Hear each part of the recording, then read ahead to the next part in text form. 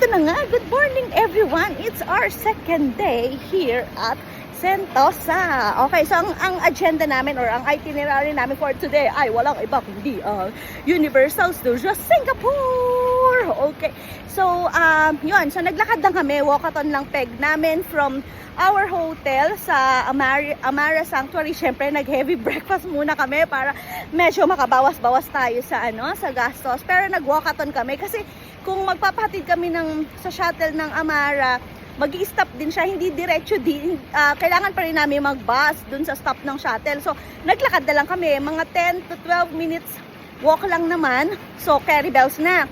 Tapos, ang maganda dito, pag nag-walk ka, may mga covered na pathways talaga, majority. So, hindi siya yung parang sunog balat peg. So, hindi siya ganoon. Tapos, may nadaanan pa kami na trail, which is covered naman ng mga trees yung daanan. So, comfortable siya maglakad. Yun ang maganda dito sa Singapore. So, alam mo rin na pinagplanuhan talaga nila kung paano magiging maayos yung experience, lalo na ng mga tourists. Okay? So, guys, dito na kami sa Resorts World. So, later, pupunta lang na kami ngayon sa USS, sa Universal Studios. And yun, pagdating doon, video ulit. Share ko ulit yung mga clips, in a while. Okay, see you later, guys! So, napahinto muna tayo sa harap to ng Hotel Michael, guys. Ganda kasi ng mga pa-fountain nila. Pero ayan, bago pa magsara ang Universal Studios Singapore, okay, pumunta na tayo. At ayan na si Happy! Siyempre, mabubuo ba ang USS experience kung walang video or picture dito sa iconic na Universal? Okay? Ayan, nasa USS na tayo, guys. At ayan, naku, ang dami nga talagang tao naman sa USS. Oh, pasok na pasok sa banga. Ano to, Thursday, pero ang daming tao. So, yes, maingay. Nandito na kami sa USS, sa Universal Studios Singapore! Okay, guys. So, ngayon ay Thursday. Thursday ha, pero medyo maraming tao pa rin. So, imagine if, weekend siya. So, medyo na-late kami, 10:30 na eh. Maingay!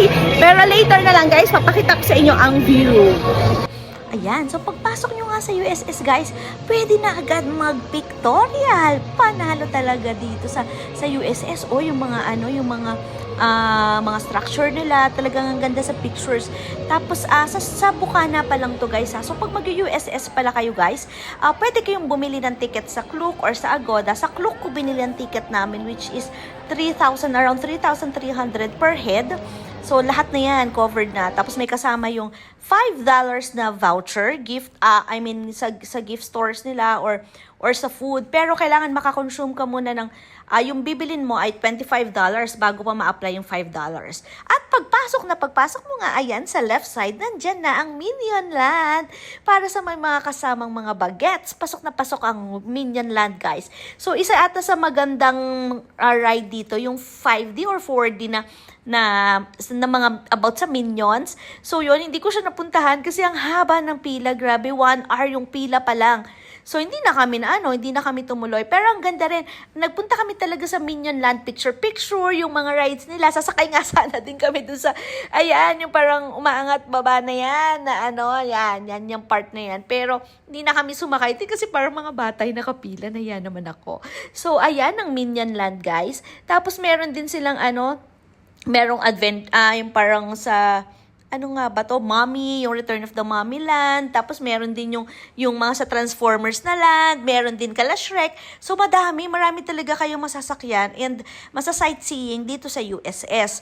Ang tip ko sa inyo, yung mga mag-USS dyan, guys, ilista nyo na kung ano yung ira-ride nyo para mas efficient siya. Masulit nyo talaga yung oras nyo.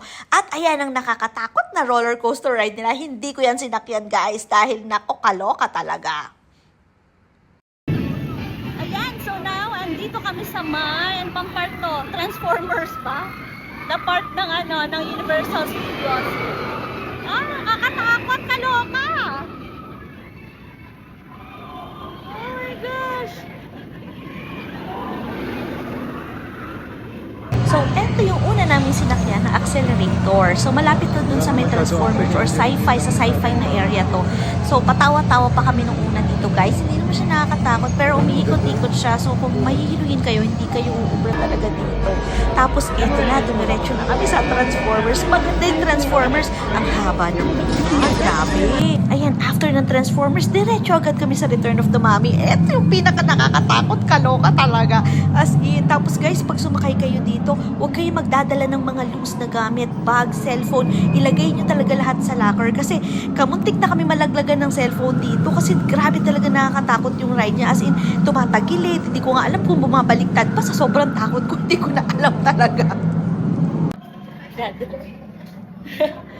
So, papasok tayo ngayon sa The Return of the Mummy. Pero ang waiting time ay 45 minutes, guys. The pila is here. Ayan, ito naman ang Sesame Street. So, after ng nakakatakot na ride at makahugot kami ng ride sa Return of the Mummy, guys, lumipat muna kami dito. Nagpakalma muna kami sa Sesame Street. Sa mga batang 90s, batang 80s, sino ba ang hindi makaka-relate sa Sesame Street? So, ito, fun siya, guys. Nakakatuwa, nostalgic, grabe. Yeah, parang siguro yung mga bata kayo, mga teenagers yun, hindi nila may enjoy to. Pero tayo, mga batang 90s, batang 80s, feeling ko enjoy nyo pagpasok to. Sobrang simple lang. Talagang pambata, pero nakakaaliw. Ang fun talaga na. O, tingnan mo, nandiyan sila Elmo. Makita mo yun talaga mga characters ng sila Cookie Monster. Ang fun, nakakaaliw. Tapos chill lang siya talaga. Tapos parang yung set pa niya talaga, maaalala mo yung generation talaga natin, yung mga batang 90s and 80s, kasi dun sa pila may mga newspaper, talagang mga printed na newspaper na so nakakaaliw yung mga technology na wala na before, na napalitan na ng mga bagong technologies. Makikita mo pa rin siya dito, kaya naaliw din ako. Yun nga, parang feeling ko balik bata pa rin. So eto nga, so ang theme ng Sesame Street na ride dito ay parang finding the pasta something, parang ganyan. So ayan, diba? Ito nasa outer space na rin kami kakahanap sa kumuha ng pasta. Sino ba yun? So ayan, yan ang Sesame Street. Maiksi lang pila dito, guys, parang mga around 15 minutes lang, kaya mabilis lang din kami nakapasok. Depende siguro depende sa araw din ng punta mo sa USS. Kasi yung punta namin sa USS, parang school break ng mga bata. So yun, kahit na weekdays kami, medyo marami pa rin pila. Pero kung gusto niyo talaga makasulit ng ride sa USS, ang suggestion ko, kumuha kayo ng Universal Express Pass pa yan. Kasi yung Universal Express Pass, although on top pa siya dun sa entrance nyo, pero wala kayong pila sa mga rides. So parang dire-diretso lang kayo. Lalo na talaga yun nga sa mga bagets sa mahilig mag-ride. So masusulit nyo talaga siya. If talagang tuloy-tuloy kayo ng rides, no? Ayan, diba? Talagang na-video ko ang buong Sesame Street ride ng USS. Actually, yung mga rides nila, mabivideo nyo naman, basta ito kasi chill ride lang. Pero mabivideo nyo naman yung Transformers na video din ata namin. Pero sa sunod na video na lang siguro, isasama ko. So, ayan guys, pauwi na kami. Mga 5 p.m. umuwi na kami ni Jowa. Ayan. At eto, sabi ko nga, naglakad lang kami. Walking distance lang talaga siya sa hotel namin sa Amara Sanctuary Sentosa. So guys, pag sa Resorts World kasi kayo nagstay mismo, mahal yung mga hotels, like mga 15,000-17,000 with taxes. Yun ang pinakamababa. Pero sa Amara, nabili ko lang to kasama na ang tax, mga 11,000 plus or 10,000 plus per night, kasama na may breakfast. And hindi naman siya sobrang malayo, as in, hindi siya talaga malayo. Sa tingin ko nga mga 5 to 10 minutes lang siya na walk. So, sulit siya. Tapos 5-star din tong hotel na to, guys, ha. Maganda yung amenities niya. Sige, tingnan nyo. Ipapakita ko sa inyo yung yung place. At malaki yung room niya. Kasi imagine dun sa 10,000 plus na room or 11,000, mga ganyan. May breakfast for 2 na. Tapos may bathtub na yung yung room nyo mismo. Tapos may complimentary na minibar pa siya. So may snacks, ganyan. So, tapos bukod pa dun yung mga coffee, coffee, tea, ganyan. Meron talaga siya. So, parang, meron yung per night, may complimentary minibar, may snacks. Yan, tapos yun, may soft drinks, ganyan. O, di ba? Ang bongga talaga. O, di ba yan? Ang laki talaga ng room. Grabe, ayan, o, tingnan nyo, may bathtub pa siya. Tapos, sinakay-separate yung CR. Tapos, ang malaki talaga. Nakaseparate yung toilet. Yan, tapos may view din naman yung yung place. Ito yung pinakamura na room nila, guys, ha?